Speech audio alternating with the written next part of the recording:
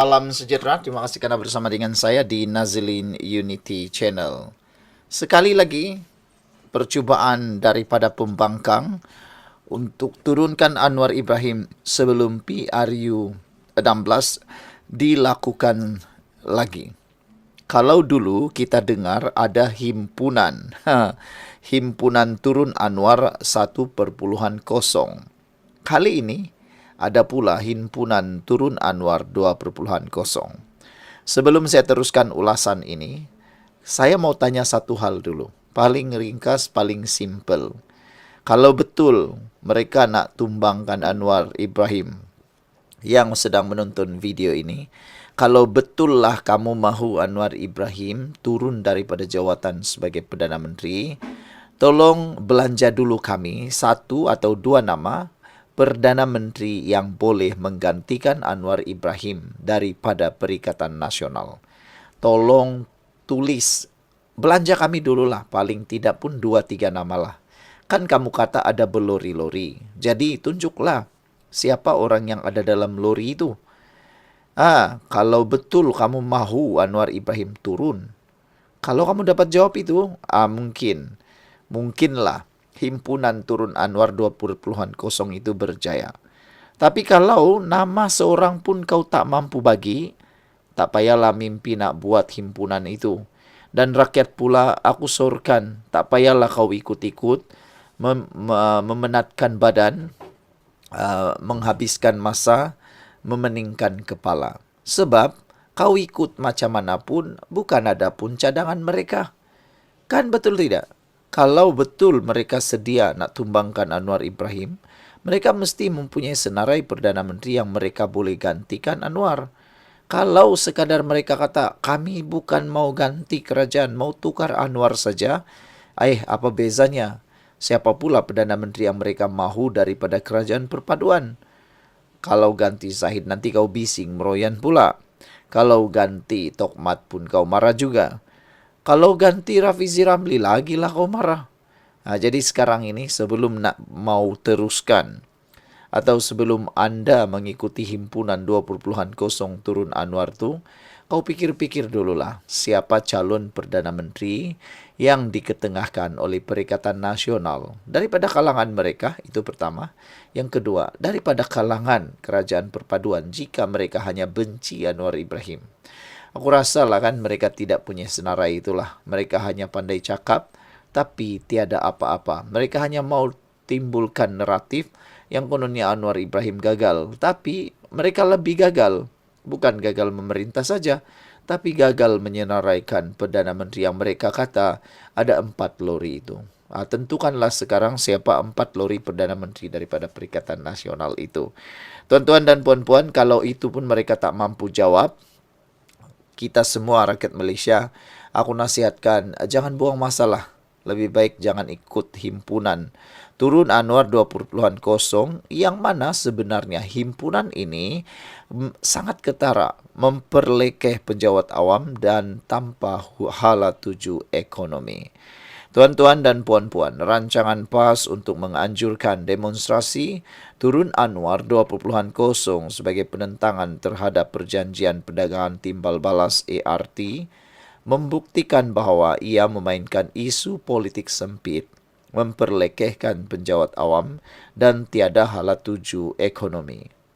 Tindakan PAS ini juga tidak ubah seperti menafikan kecekapan serta menjejaskan maruah penjawat awam yang telah menjalankan tugas mereka dengan penuh dedikasi dan profesionalisme, kata Setiausaha Agung Amanah Fazil dalam satu kenyataan.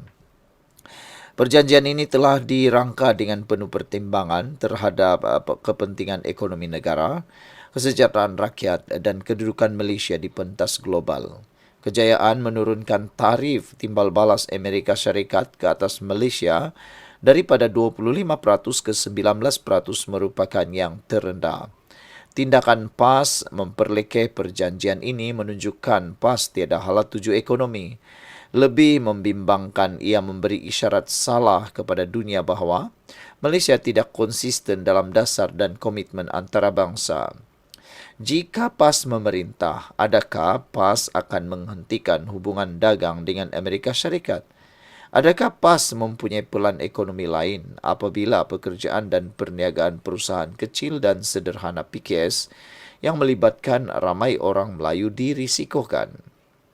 Sedangkan Amerika Syarikat merupakan pasaran ekspor terbesar Malaysia, melibatkan jumlah dagangan pada tahun 2024 sebanyak 325 bilion ringgit dengan jumlah ekspor Malaysia Amerika sebanyak 198.65 bilion. Nilai dagangan tinggi yang mengukuhkan ekonomi Malaysia dan membuka peluang pekerjaan kepada ramai orang Melayu dan anak muda. Demonstrasi turun Anwar 2.0 telah diumumkan oleh Ketua Penerangan PAS Ahmad Fadli Isyari sebagai tentangan terhadap ART. Tuan-tuan dan puan-puan sekalian, kita rakyat Malaysia kena berhati-hati mengikuti himpunan turun yang buang masa, tidak punya hala tuju dan merugikan. Dan dulu untuk kali ini, jangan lupa tinggalkan komen anda. Bye-bye. Salam sejahtera. Ada dua perkara mengejutkan kita malam ini. Pertama, Najib bakal diampuni. Oleh siapa? Nanti kita baca. Yang kedua, cadangan untuk merayu daripada Perikatan Nasional Muhyiddin Yassin dan Hadi Awang supaya mencadangkan sekali lagi Mahathir jadi Perdana Menteri. Dua isu ini menjadi panas hari ini. Apabila seorang mantan menteri yaitu Zahid Ibrahim mencadangkan supaya Mahathir dijadikan Perdana Menteri sekali lagi. Tapi yang paling teruk dalam cadangan itu ialah cadangan dia supaya Najib diampuni, dikeluarkan daripada penjara. Dia kata seperti Anwar dulu pun boleh, kenapa Najib pula tidak boleh? Wah, itu logik akal yang semua orang boleh fikir. Tapi dia lupa bahawa Najib sekarang ini menerima hukuman penjara gara-gara perbuatan ataupun pendedahan Mahathir sendiri. Dan mahukah Mahathir menjadikan Najib sebagai penerus legasi Perdana Menteri selepas dia jadi Perdana Menteri?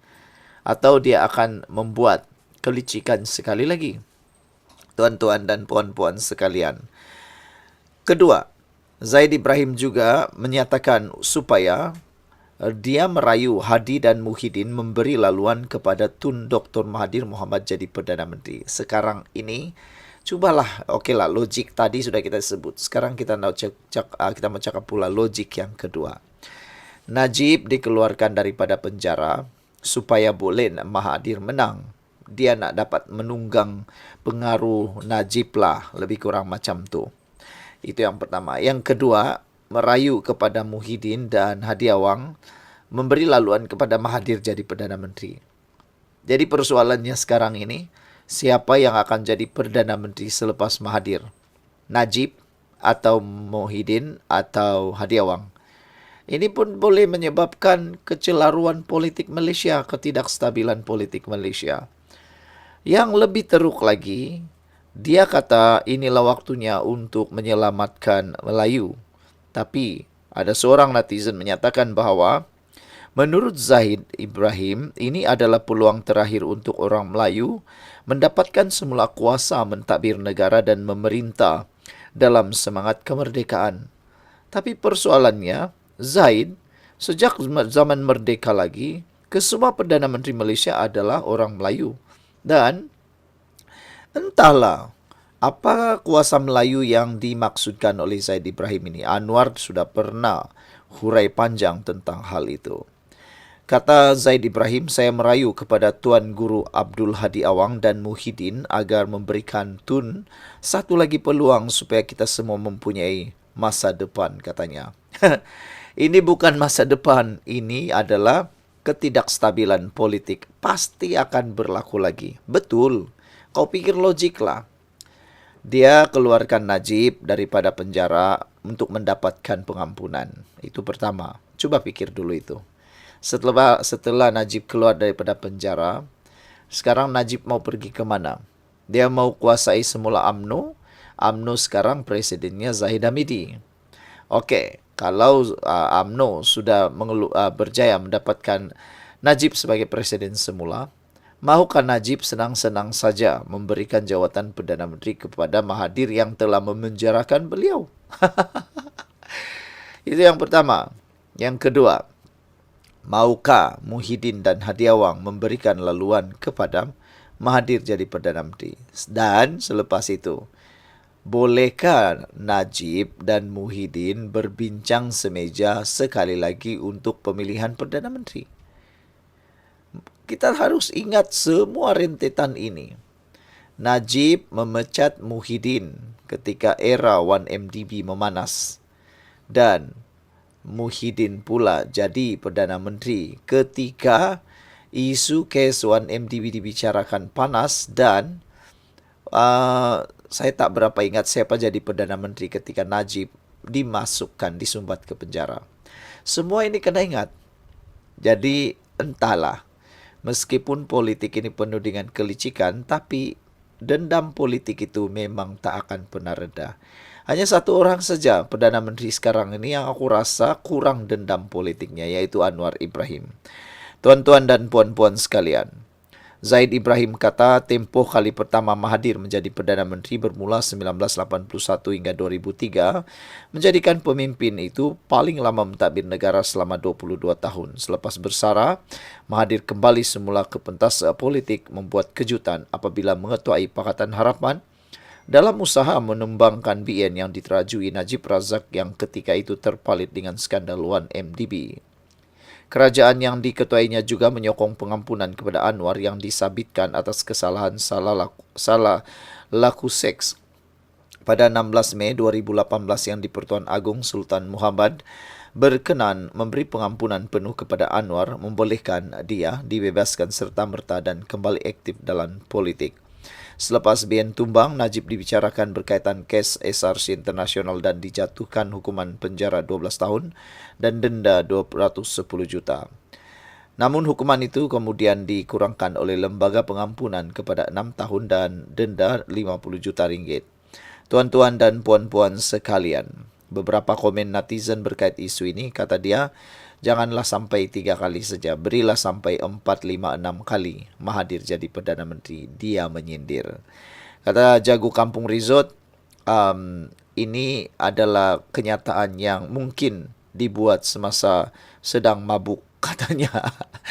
Dan seorang pula kata, menurut Zaid, ini adalah peluang terakhir untuk orang Melayu mendapatkan semula kuasa, mentadbir negara dan memerintah dalam semangat kemerdekaan. Ditanya pula kepada Zaid sekali lagi, sejak merdeka lagi kesemua Perdana Menteri Malaysia adalah orang Melayu. Di mana sudutnya kehilangan kuasa, kata beliau. Sekian dulu untuk kali ini. Jangan lupa tinggalkan komen anda. Bye-bye.